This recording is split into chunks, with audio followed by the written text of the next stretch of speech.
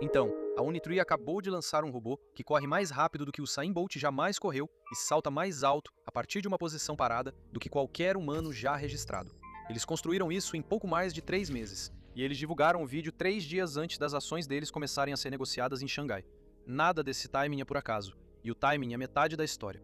A máquina se chama Superman, o que de sutil não tem nada. Salto vertical parado de 2 metros, ou seja, cerca de 6 pés e meio, a partir do repouso total, sem impulso. Velocidade máxima de 12,66 metros por segundo, o que equivale a aproximadamente 41,5 pés por segundo, ou cerca de 28,3 milhas por hora, 45,6 km por hora. E o detalhe que importa, as pernas dele têm apenas 0,85 metros de comprimento, 2,7 pés. O fato de pernas curtas atingirem esses números significa que ele não está forçando a velocidade com o comprimento do passo. Ele está conseguindo isso com potência dos atuadores e controle de passada, e seja qual for o limite de frequência do ciclo das pernas.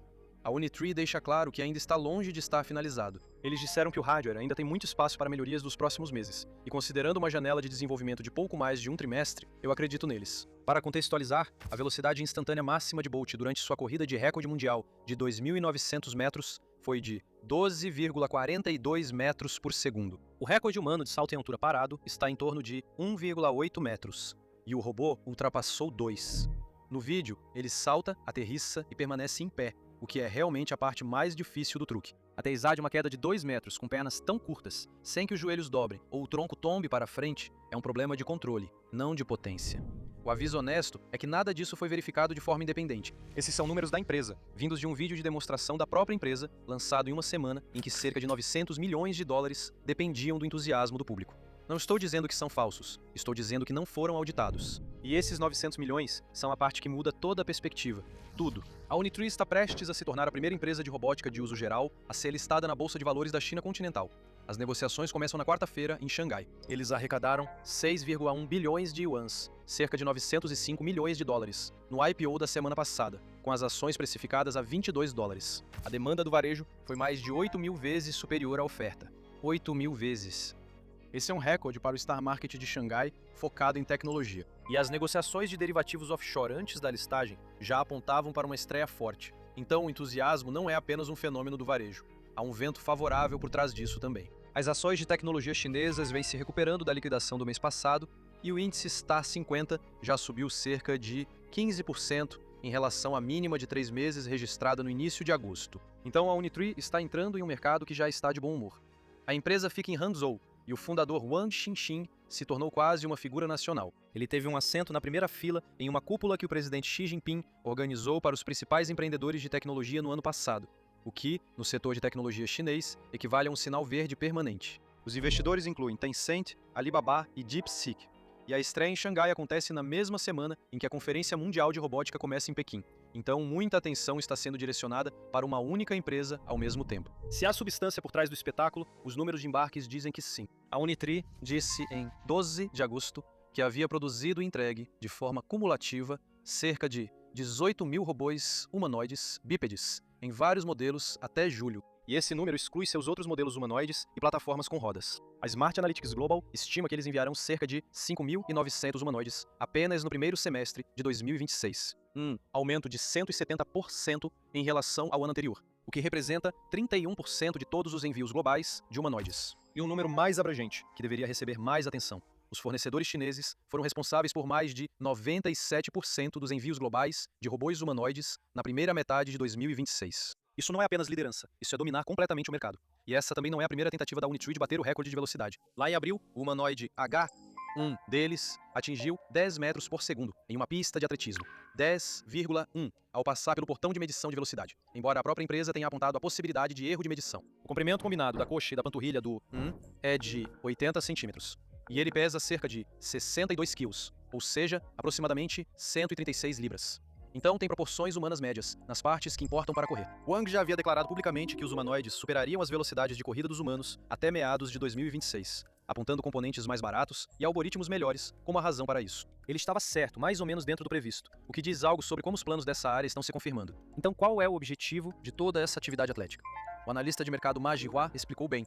Testes extremos, como corrida em alta velocidade e saltos, funcionam como testes de estresse.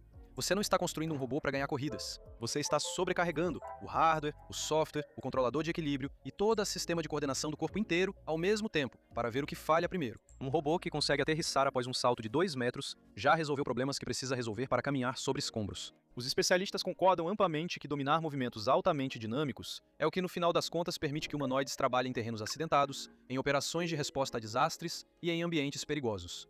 Mas recordes de desempenho não garantem implantação. Confiabilidade, estabilidade e adaptabilidade ao mundo real são problemas separados e são os mais difíceis. E essa diferença exata foi medida em público neste fim de semana, cerca de 1.000 quilômetros ao norte. Em Pequim, no domingo, 23 equipes de humanoides participaram de uma missão simulada de combate a incêndio e resgate, na segunda edição dos Jogos Mundiais de Robôs Humanoides. Os organizadores fizeram uma escolha deliberada. Em vez de uma simulação controlada em ambiente interno, como no ano passado, eles realizaram um evento em um quartel real do Corpo de Bombeiros. Bombeiros humanos acenderam os focos de incêndio e monitoraram se os robôs manuseavam os extintores corretamente.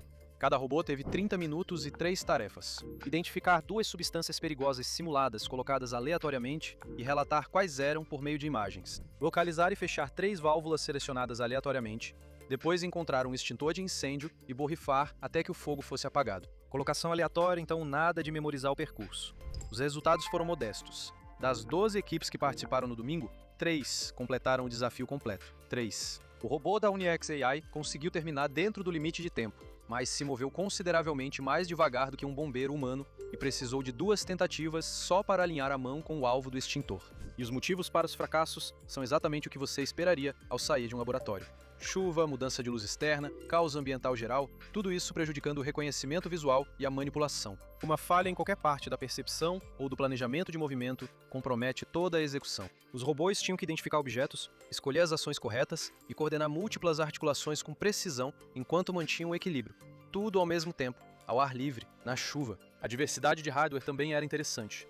Tarefas diferentes puxam para direções opostas. Você quer articulações de alta precisão para trabalhos manuais delicados e atuadores de alto torque para força e locomoção, e esses não são o mesmo componente? Algumas equipes pularam os pés completamente e usaram rodas omnidirecionais. Outros trouxeram mãos com múltiplas articulações feitas para manipulação fina. Muitos deles usaram módulos de articulação desenvolvidos da China, com atuadores servo, que abrangem desde o controle de precisão de baixa força até movimentos de alta força.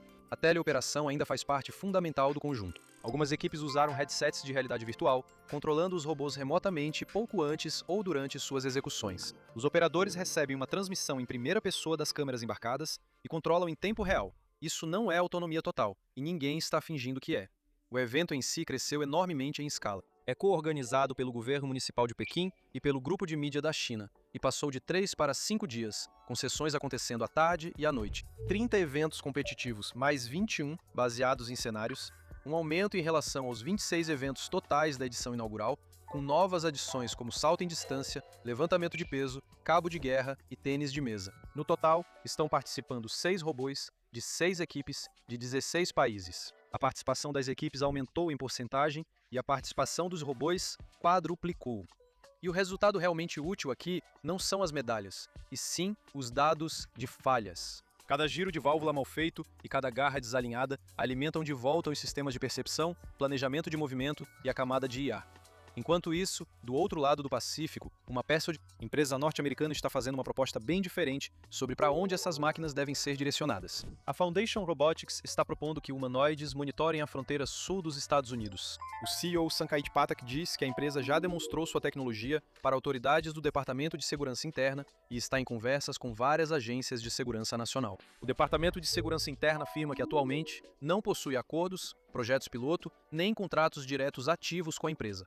Portanto, isso está na fase de conversas, não na fase de contratos. O robô deles se chama Phantom, e o argumento é o terreno. Há terrenos ao longo daquela fronteira que são difíceis para pessoas, difíceis para veículos, fora do alcance de câmeras fixas e complicados para drones. A fundação diz que o Phantom pode navegar autonomamente por terrenos irregulares, distinguir pessoas de outros obstáculos, mapear o ambiente ao redor e sinalizar possíveis travessias para que os agentes humanos decidam a resposta. Eles também sugerem operação em túneis e vigilância contínua enquanto o pessoal permanece em um local mais seguro. A resistência ao clima é o ponto fraco atual, mas eles esperam uma segunda geração mais robusta nos próximos meses, com impermeabilização e vedação contra a poeira.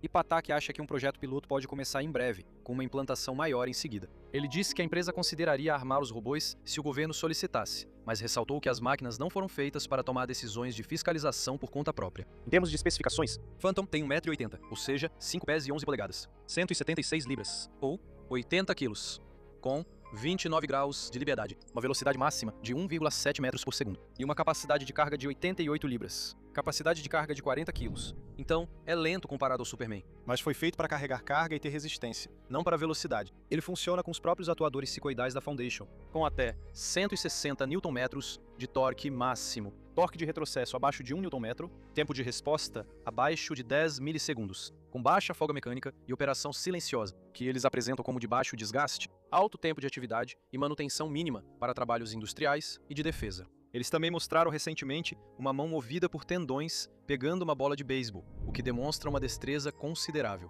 O cérebro se chama córtex e sua arquitetura é incomum. Ele funde modelos de linguagem, visão e multimodais com IA informada por física. E o mecanismo central usa filtros bayesianos variacionais profundos, codificando dados sensoriais, atualizando previsões por meio de inferência bayesiana e, em seguida, gerando ações com base no que espera que aconteça em seguida. A alegação da fundação é que, em comparação com o aprendizado por reforço ou por imitação, isso precisa de menos dados, ao mesmo tempo em que oferece melhor poder preditivo, adaptabilidade e generalização. O objetivo é agarrar objetos, empilhar recipientes e navegar em ambientes.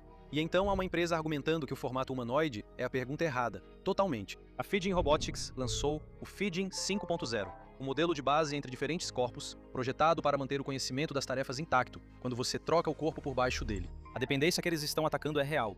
Normalmente, se você troca o robô, muita da inteligência precisa ser retreinada. Em vez disso, o FiZero codifica a própria estrutura física do robô e seu estado atual como parte das informações que ele usa para gerar ações, através de algo que eles chamam de um grafo da estrutura corporal, cobrindo morfologia, sensoriamento, acionamento e estado, além de componentes para a leitura do ambiente físico, interpretação de demonstrações e previsão do que acontece após uma determinada ação. Para testar isso, eles construíram 3 manipuladores flexíveis acionados por tendões, aqueles que ganharam o apelido de Dr. Octopus. O A01 mantém as coisas simples, com um segmento flexível, 2 graus de liberdade, 750 gramas de peso e uma carga útil de 200 gramas, enquanto o A02 passa para 2 segmentos, 4 graus de liberdade e 400 gramas de carga útil.